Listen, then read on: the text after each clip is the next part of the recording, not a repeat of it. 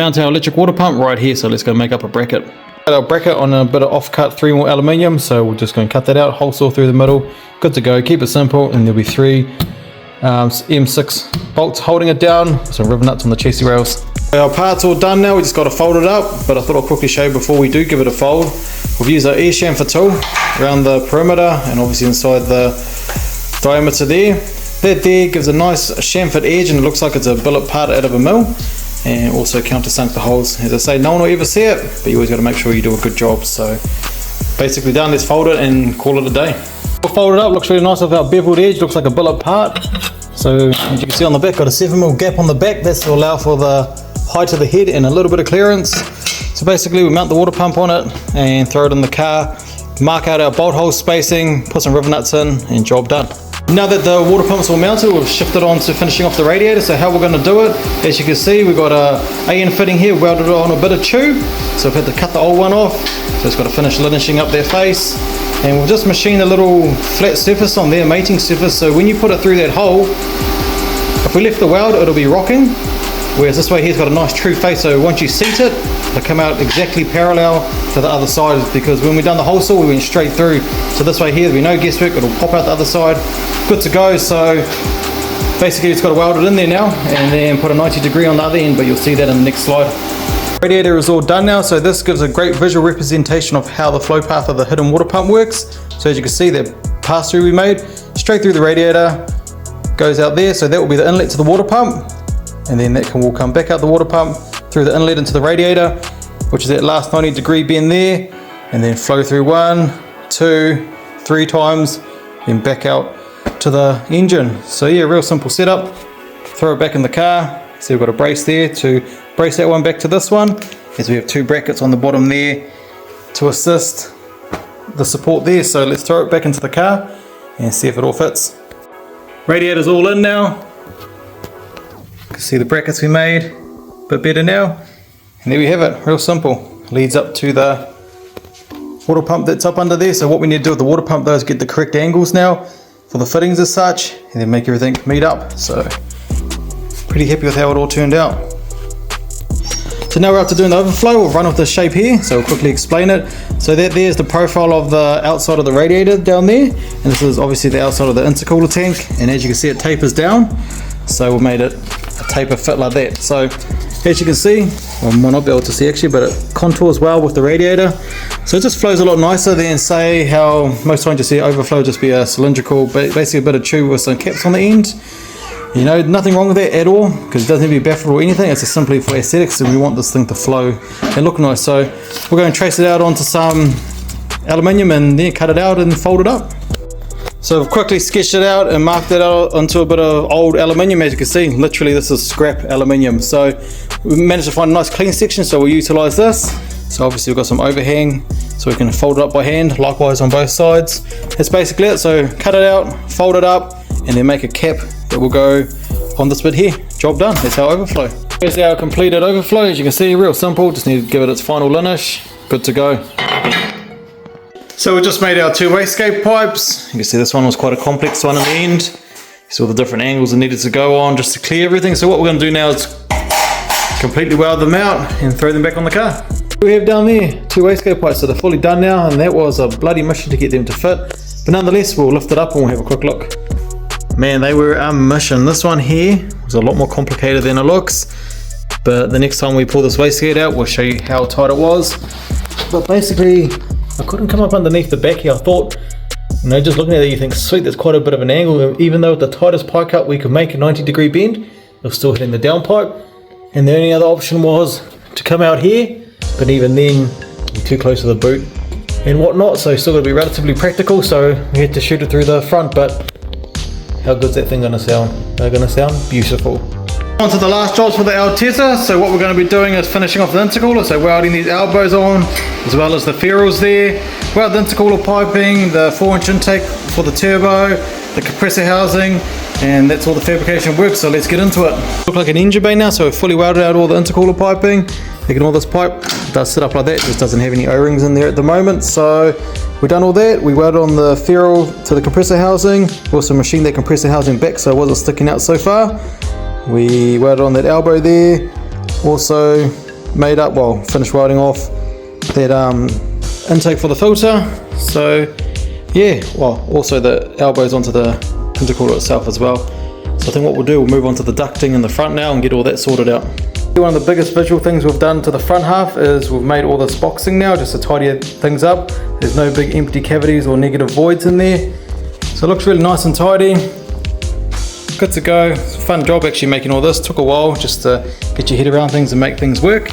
As you can see, that's molded to the lower half of the EDAM of the front bumper.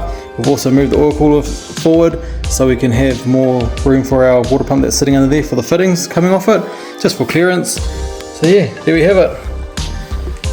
Another job off the list. So we'll throw the bumper back on quickly and you better see what it looks like all on. But as I say, this looks super tidy now. It was really messy when you look down, mainly down the side here, with just big open gaps and whatnot.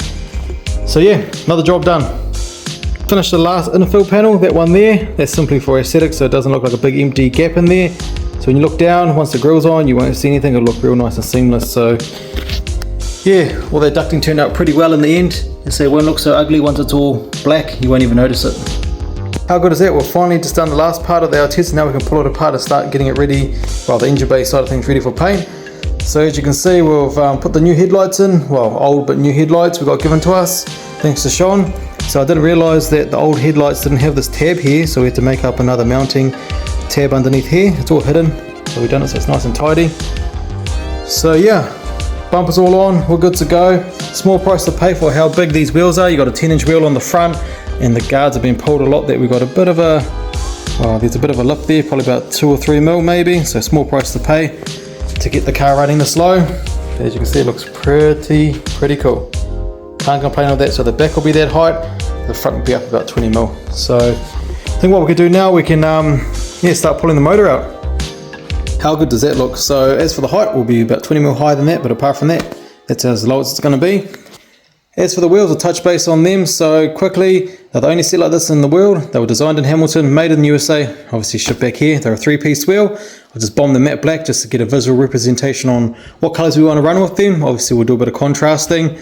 The calipers will be going, well, purple to match the whole theme of the car. And you're not too sure what's happening with the wheels, but they'll definitely have purple studs around the outside, maybe a gloss black lip, and a matte gunmetal grey centre to match all the matte gunmetal grey powder coating going on the rest of the car. So as for this brake kit, they're friggin' huge. Look at that, it's a 19-inch wheel and basically fills them up.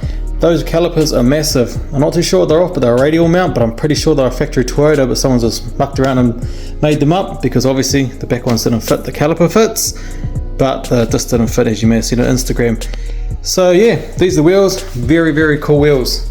It's cool that they only set around, so they look a concave with a bit of dish. Yeah, it's a really cool wheel. I'd like to do something different, and yeah, pretty happy with how the wheels are. So yeah, this is one of the key design aspects of this whole car, being able to remove this front without having to remove a lot of individual components to be able to access the motor. So as you can see, this whole front comes off as a whole. So let's, argument's sake, say we drove this car in as a going car with the bumper and everything on. It will literally take you no longer than 10 to 15 minutes max to have this whole front end completely off. All you got to do is remove your intercooler clamps. So that's why we ran the Wiggins style ones as well, so they're real quick and easy to pull off. I reckon, yeah, argument's sake, let's say 15 minutes max, you have this complete front off. Now look at the ample access we have to the front of the motor. And the main reason why we wanted to be able to access the motor like this is because, let's be real, she's going to learn how to drift in it, she's going to cook clutches, she's going to pop gearboxes, and if I don't build the motor right, she might pop the motor. So I just want everything to be real easy for myself to be able to pull out without having an engine hoist. So you may remember how we done the gearbox crossmember. We're running bolts, not studs, so therefore we could drop the 2 bolts out, leaving the gearbox crossmember in, and you leave the drive shaft in. Basically remove those 2 there, remove that wastegate pipe, lift it up, and the turbo, wastegates, the whole system can come off all as one, and I can lift it out by myself with the gearbox attached without having to use the engine crane, because let's be real, this thing is only inches off the ground, so I can physically just lift it myself, so you can put it down onto the ground.